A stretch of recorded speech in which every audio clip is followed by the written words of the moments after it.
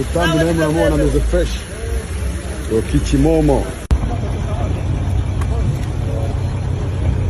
No, pale nusoza. Ubundi nushaka hamwe busenya doze gusa izindi zibika mu modoka.